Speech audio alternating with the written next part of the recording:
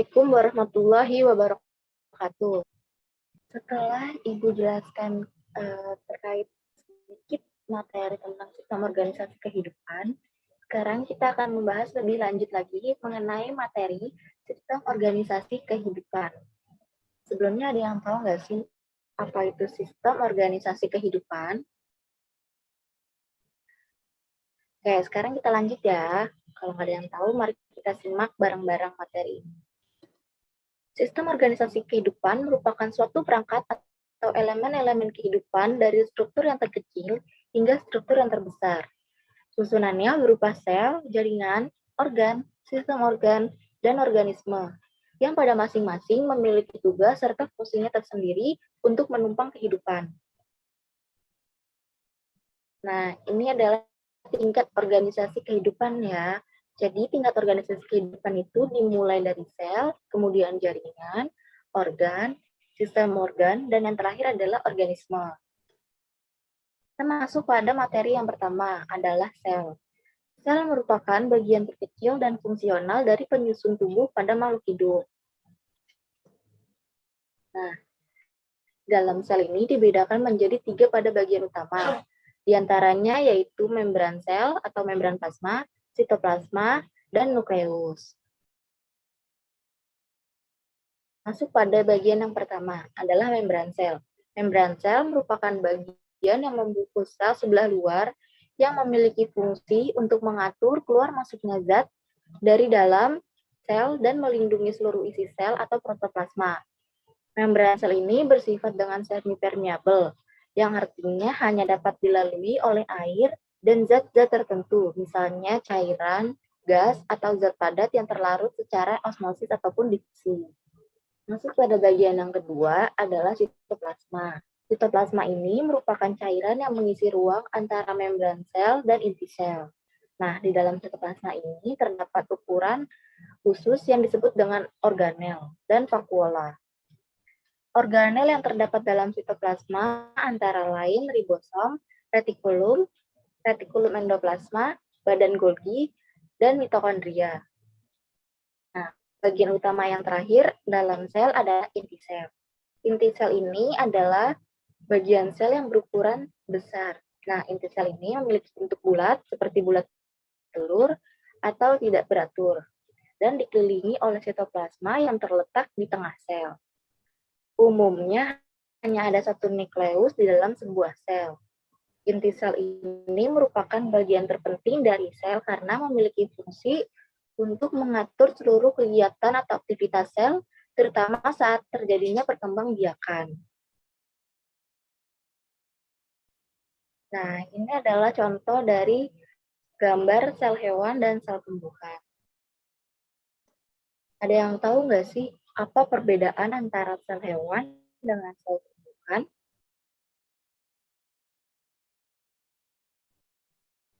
Oke, kalau belum ada yang tahu, lanjut lagi ya materinya. Jadi, perbedaan antara sel hewan dengan sel tumbuhan itu terletak pada ukurannya. Ukuran pada sel hewan memiliki ukuran yang lebih kecil dibandingkan dengan sel tumbuhan. Perbedaan selanjutnya adalah pada lisosom. Pada sel hewan memiliki lisosom dan pada sel tumbuhan tidak memiliki lisosom. Selanjutnya pada plastida. Sel hewan tidak memiliki plastida dan sel tumbuhan memiliki plastida yang berupa kloroplas. Yang selanjutnya pada dinding sel.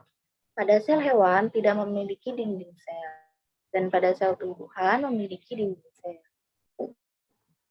Selanjutnya adalah pada sentrosom.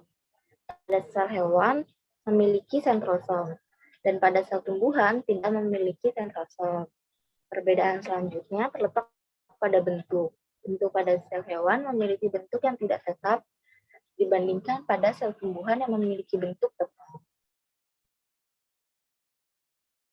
Selanjutnya, perbedaan pada vakuola.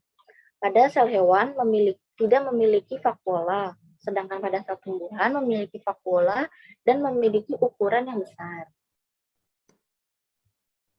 Oke, masuk pada materi yang kedua, itu adalah jaringan. Jaringan merupakan kumpulan sel yang memiliki bentuk dan fungsi yang sama. Jaringan pada hewan itu terdiri dari 3. Yang pertama adalah jaringan epitel. Jaringan epitel ini terdiri dari sel-sel yang tersusun dalam lembaran-lembaran, yang pada masing-masing lembarannya terdiri dari 1 lapisan atau lebih.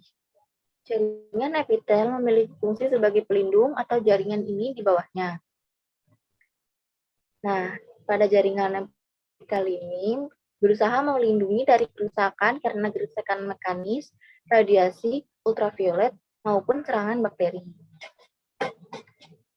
Yang kedua adalah jaringan penunjang atau penyokong. Jaringan ini terdiri dari jaringan tulang rawan, jaringan tulang keras, dan terdiri dari jaringan ikat, serta jaringan lemak. Jaringan penyusun pada hewan yang terakhir adalah jaringan otot. Jaringan otot ini tersusun oleh sel-sel otot, yang setiap sel ototnya tersusun oleh serabut halus yang disebut dengan miofibril. Nah, fungsi dari jaringan otot ini adalah sebagai penggerak tubuh. Jaringan otot ini dibedakan menjadi 3 macam, yaitu otot lurik, otot polos, dan otot jantung. Selanjutnya adalah jaringan pada tumbuhan. Jaringan pada tumbuhan yang pertama adalah jaringan meristem. Jaringan meristem memiliki fungsi untuk melakukan pembelahan sel tubuh.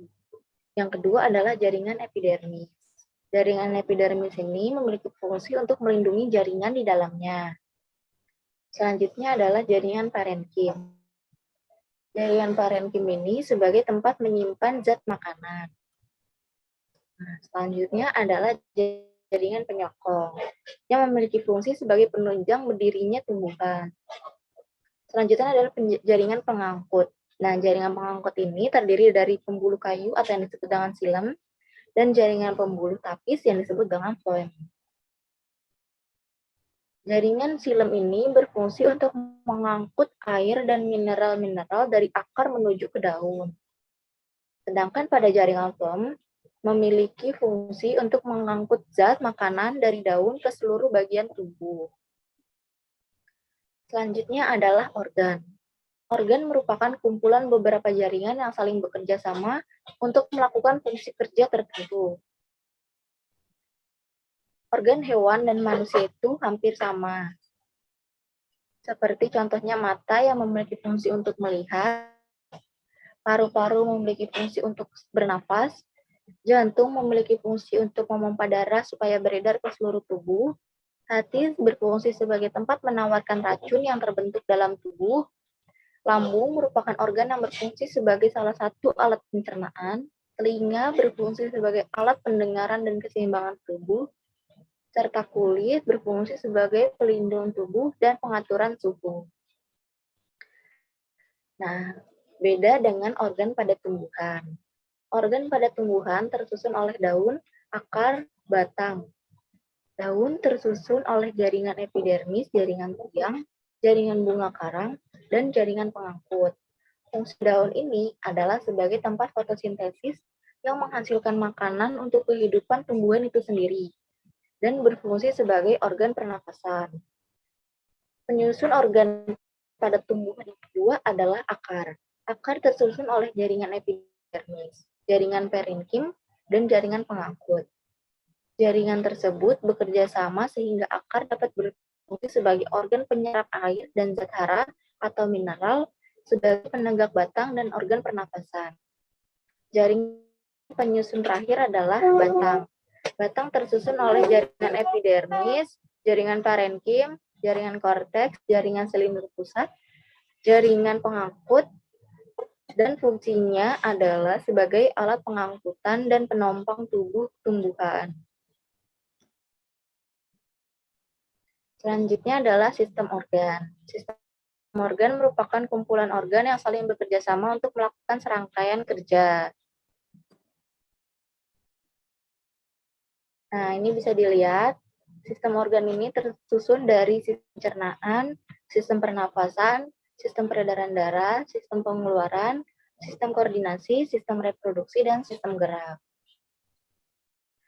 Nah, pada sistem pencernaan, organ penyusunnya diantaranya yaitu mulut, kerongkongan, lambung, usus halus, usus besar, anus, hati, kantung empedu, dan pankreas, serta memiliki fungsi untuk mencernakan makanan agar dapat diserap dan digunakan oleh sel-sel tubuh. Sistem organ yang kedua adalah sistem pernapasan. Nah, organ penyusun dari sistem pernapasan tersebut adalah hidung, tenggorokan, dan paru-paru. Fungsinya untuk memperoleh atau menyediakan oksigen dan mengeluarkan karbon dioksida dan uap air. Selanjutnya adalah sistem peredaran. Pada sistem peredaran, organ penyusunnya terdiri dari jantung, arteri, vena, kapiler, pembuluh getah bening, dan kelenjar limfe. Fungsinya adalah mengedarkan, mengangkut zat makanan oksigen, serta melindungi tubuh dari bibit penyakit dan mengeluarkan zat sisa atau karbon dioksida. Selanjutnya pada sistem pengeluaran atau ekskresi, tersusun dari organ yaitu kulit, paru-paru, ginjal, dan hati. Fungsinya untuk mengeluarkan zat sisa sampah keluar dari tubuh, serta menjaga keseimbangan cairan di sekitar sel. Selanjutnya adalah sistem koordinasi. Sistem koordinasi tersusun dari organ penyusunnya diantaranya otak, sumsum tulang belakang, alat indera, dan hormon. Fungsinya untuk menerima dan merespon rangsang dari lingkungan, serta mengatur aktivitas tubuh. Selanjutnya adalah sistem reproduksi. Sistem reproduksi ini terdiri dari testis, ovarium, uterus, dan kantong semen. Nah, fungsinya itu untuk proses perkembangbiakan. Sistem organ yang terakhir adalah sistem gerak. Organ penyusunnya adalah rangka dan otot tubuh. Fungsinya untuk membentuk tubuh, pelindung tubuh, serta alat gerak. Pembahasan yang terakhir adalah organisme. Organisme ini merupakan kumpulan sistem organ. Contohnya seperti kayak hewan, manusia, dan tumbuhan. Organisme adalah makhluk hidup yang terdiri dari banyak komponen yang saling terkait dan bekerja sama untuk mencapai tujuan bersama. Organisme hadir dalam berbagai ukuran, bentuk, dan gaya hidup. Tetapi mereka semua berbagi beberapa ciri yang sama. Semua organisme membutuhkan makanan atau nutrisi dan mengeluarkan limbah, tumbuh dan berkembang biak, dan akhirnya kemudian mati. Oke. Selanjutnya, apakah ada yang ingin ditanyakan?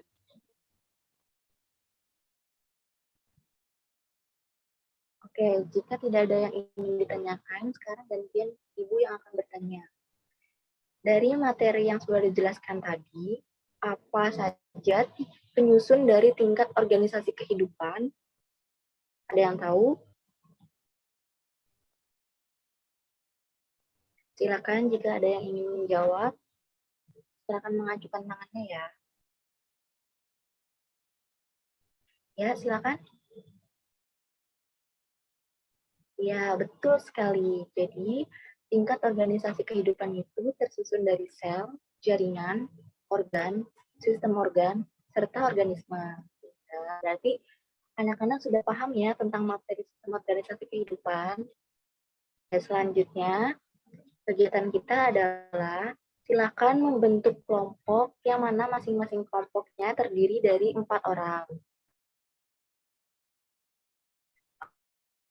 Oke, jika sudah membuat kelompoknya, sekarang Ibu akan membagikan lembar kerja untuk kalian berdiskusi bersama kelompoknya ya.